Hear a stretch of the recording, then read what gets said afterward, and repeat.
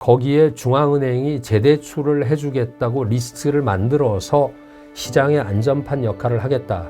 그것이 바로 선을 그어서 그 이하로 내려가지 않게 하겠다는 이런 의지가 반영된, 그래서 트럼프 풋이라든가 페드 풋처럼 이런 미국 쪽에서는 그런 기대가 좀 사그러들고 있다 그러면 중국에서는 그 전에 하지 않았던 짓을 또는 일을 하고 있는 것인데, 그것이 바로 레귤레이터 풋이 생겨난 거 아닌가, 이런 생각을 하게 됐습니다. 안녕하십니까. 중국 경제와 투자의 데이터베이스 상하이 클래스입니다. 오늘은 어제 나왔던 중국의 금융정책에 관해서 좀 돌아보도록 하겠습니다. 미국의 트럼프 풋이 있고 페드 풋이 있다는 얘기는 많이 들어보셨죠. 근데 어제 제가 그 정책을 보면서 느낀 거는 중국에는 시진핑 풋 또는 레귤레이터 풋이 있구나, 이런 생각을 했습니다. 우스갯소리 같긴 하지만 중국에서 장이 열리기 전에 금융 삼수장들이 모여가지고 어제처럼 한 번에 나와서 기자회견을 자청한 것은 이번이 세 번째입니다.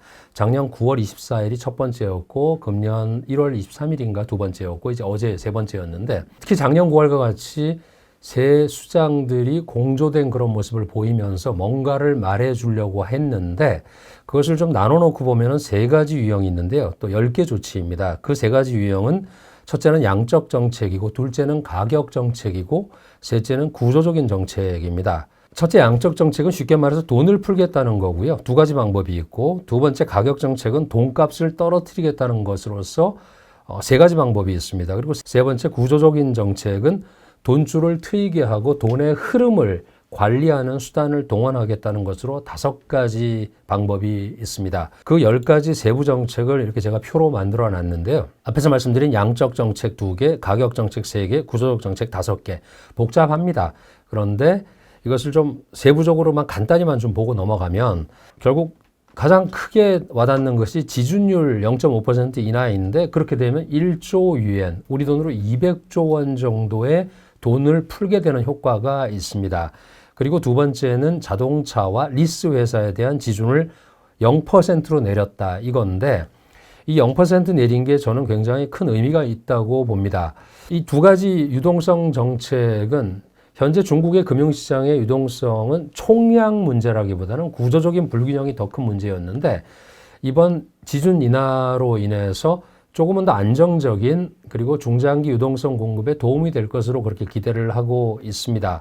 그리고 자동차와 리스 회사의 지준율을 내린 것, 이것이 기존에도 원래 은행들의 지준율이 6에서 8% 정도였습니다. 이 지준율이라는 건 다 아시겠지만, 돈을 100원을 예금을 받았을 때 6% 내지 8% 정도를 키핑을 해놔라. 이거는 뱅크런이라든가 또는 비상사태에 대비해서 쌓아놓으라는 그런 규제 정책인데, 이것을 내려준 것이죠. 그런데 금융회사와 리스회사에는 0%로 내렸다. 이것은 무슨 말씀이냐면, 중국에서 사상 처음으로 금융기관에게 0%의 지준율을 허용을 한 것입니다.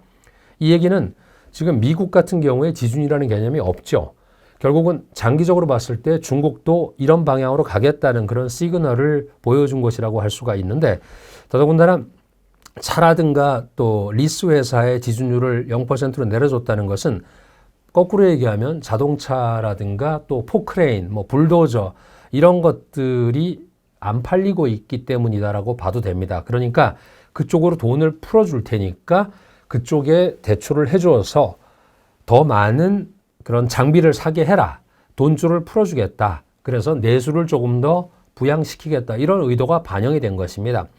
그리고 가격 정책 3가지는 한마디로 돈값을 떨어뜨린다고 말씀을 드렸는데, 이 돈값을 떨어뜨리는 것이 많이 떨어뜨린 게 아니라는 게 이번에 좀 시장이 좀 서운하게 볼 수 있는 것입니다. 0.1% 정도만 떨어뜨렸기 때문에 이게 조금 시원섭섭하다는 반응이 나오고 있는데, 그럼에도 불구하고 지금 특정한 그런 삼농기업, 농업 관련 기업이라든가 또는 중소기업 대상으로 대출을 해주는 금리, 그리고 PSL이라고 하는 중국에만 있는 저당 보충 대출이라는 것이 있는데, 그것은 0.25% 내렸습니다. 그러니까 골라서 내려주고 골라서 조절한다, 이런 의미가 좀 들어가 있는데, 조금 아쉽기는 해도 금리를 내린 것 자체는 좋은 시그널이라고 볼 수 있습니다. 시장 입장에서는 즉 우대 대출 금리라고 하는 LPR, Loan Prime Rate의 대출 금리를 내렸다는 것은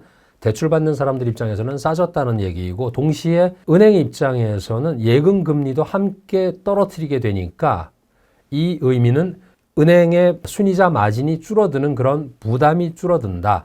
그래서 두 개를 동시에 낮추어서 경기를 부양하는 그런 효과가 있다고 할 수가 있습니다. 그리고 이제 제일 복잡하면서도 제일 많은 것이 마지막 구조적인 정책 5개인데 이것은 좀 복잡하니까 그냥 간단히 제가 말씀드리면 필요한 곳에 필요한 맞춤형 정책을 시도하는 것입니다. 이것이 구체적으로 보면은 양신이라고 제가 항상 말씀을 강조를 했었던 대규모 장비라든가 소비재 교환, 즉 이구 환신 뭐 이런 쪽에 금액을 조금 더 확대를 했죠. 3천억 위엔을 더 늘려서 이제 8천억 위엔까지 올라가 있기 때문에 더 풀겠다 이런 의미이고 또 상업은행의 노인복지라든가 서비스형 소비 부분의 대출을 확대를 하겠다. 그리고 농업이라든가 중소기업 대출을 확대를 하겠다. 그리고 작년 9월 24일 날 나와서 자본시장이 막 흥분했었죠. 그때 나왔던 스왑 퍼실리티라고 하고 또 자사주 매입을 할 때 재대출을 해주는 이 제도에 배정된 금액이 5천억 위엔이었습니다. 한국 돈으로 100조가 배정이 됐는데 이것을 원래 나누어서 관리하던 것을 이번에 8천억 위엔으로 통폐합을 해서 관리를 하겠다. 그러니까 필요한 곳에 그만큼 더 많은 대출을 해주겠다고 해서 한도 관리를 통합을 시켰습니다. 근데 제가 제일 눈여겨서 본 것은 조금 전에 말씀드렸던 자본시장 관련된 거하고 제일 마지막에 과학기술 혁신 채권 이 부분인데 중국은 지금 과학기술에 모든 것을 쏟겠다는 그런 의미가 담겨져 있는 것으로 저는 파악을 합니다. 앞으로 과학기술 혁신을 위해서 채권의 메커니즘을 더 확대를 하는 것인데 이쪽에는 여러 가지 수단이 동원이 되고 있습니다. 중국은 정말 과학기술을 위해서는 미국도 지금 과학기술 예산을 나사 예산이라든가 이런 쪽을 갖다가 내렸었지 않습니까? 우리나라도 그런 적이 있었는데 이런 일들을 계속하는 이유는 간단합니다. 미국의 기술적인 압박을 자본시장의 모든 수단을 동원해서라도 과학기술에 필요한 돈을 다 갖다 대겠다. 이렇게 해석을 할 수가 있을 것 같습니다. 그래서 다시 한번 말씀드리면 이 세 가지 내용, 양적 정책, 가격 정책, 그리고 구조적인 정책 이것을 풀어서 말씀을 드리게 되면 사실 지난달에 있었던 4월 25일에 중국의 정치국 회의에서는 별게 없었다는 그런 분석이 많았었죠. 근데 그것의 후속 조치가 이번에 나온 금융정책입니다. 그래서 이번에 이런 정책으로 인해서 외부적인 압박, 즉 무역의 압박을 돌파하겠다는 그런 정책적인 의지가 반영이 된 것이고 또 사실 시장에서는 이번 조치를 대부분은 기대하고 예상을 하고 있었습니다. 그래서 엄청난 서프라이즈가 있었던 것은 아닙니다. 근데 이게 중요합니다. 시장이 놀래고 막 예상하지 못했던 정책이 나오는 것이 아니라 시장이 예상을 했던 기대하는 정책이 나왔다. 그런데 이 오른쪽에 제가 정리해둔 시행 일자를 보시면 즉시라든가 아니면 5월 8일 오늘부터입니다. 이것이 중요합니다. 예상보다 훨씬 더 전격적으로 시행을 한다는 것은 정부 당국에서도 조금은 더 지금 현재 사태를 심각하게 보고 있다는 그런 반증이기도 합니다. 물론 아까 말씀드린 대로 정책금리 0.5% 내린 것은 조금 아쉽다는 반응이 있었지만 그것도 또한 여지를 남겨놓고 조금 더 강한 그런 외부적인 압박이라든가 충격이 있을 때 금리를 더 내리겠다는 여지를 남겨둔 것으로 얘기할 수도 있을 것 같습니다. 그리고 두 번째는 자본시장의 안정과 활성화를 위한 정책적 의도가 더 분명해졌다. 그래서 제가 처음에 시작할 때 트럼프 풋 또는 페드 풋처럼 중국에도 정책 풋, 레귤레이터 풋이 생겨났다. 그것을 이해를 한다 그러면 이번 기자회견에서 아무것도 없었다고 해석하는 것은 참 중국 시장을 이해를 못하는 그런 시각인 것 같고요. 제가 판단할 때는 자본시장을 안정화시키겠다는 메시지를 다시 한번 전달을 한 것 같습니다. 시장이 어떻게 반응했건 말건 정책은 그쪽으로 가고 있는 것 같습니다. 그래서 자본시장의 안정과 회복을 중심으로 중점으로 정책 구상을 전개하고 있다고 금융 3부처의 헤드들이 나와서 얘기한 것 자체는 정책적으로 자본시장의 하방을 그어놓고 있다고 봐야 될 것 같습니다. 특히 이제 이번에도 굉장히 강조했던 것이 중앙회금공사라는 그 역할을 공식화했다는 의미가 있는데, 이것은 우리나라에서 과거에 80년대까지도 90년대까지도 있었던 증시안정기금이라고 표현을 했죠. 증안기금과 유사한 역할을 수행하고 있는 기관이 바로 그 기관이고, 그 기관이 이제 행동대장 역할을 하고 있는 것입니다.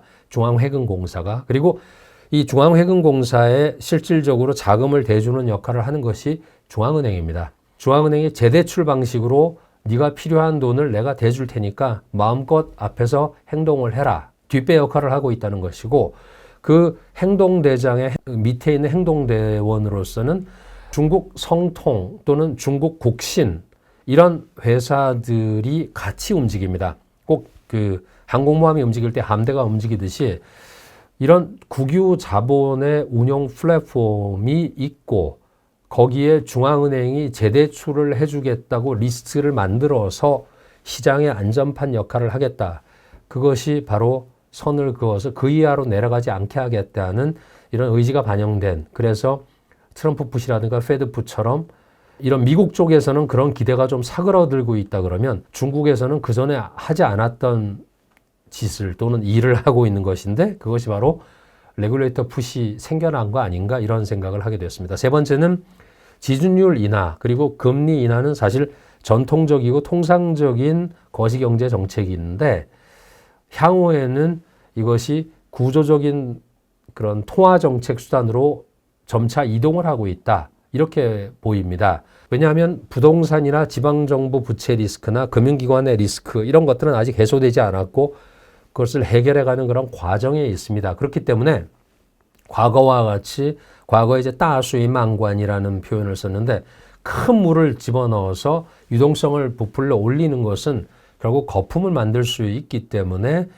지금 중국 정부에서는 그런 시스테믹 리스크를 유발할 수 있는 그런 정책은, 전면적인 금융통화 정책은 좀 우려를 하는 편입니다. 그래서 대규모로 돈 푸는 금리 인하는 신중하고, 전통적인 통화정책 수단인 지준율로 유동성을 조금은 풀어줬지만, 향후에는 그렇게 돈 푸는 것보다는 조금 더 정밀 타겟, 정밀하게 조준 사격을 하는 그런 통화정책이 중점이 될 것이기 때문에, 구조적인 정책 5개가 나온 것처럼 필요한 곳에 필요한 물기를 대겠다, 이런 정책으로 가고 있는 것 같습니다.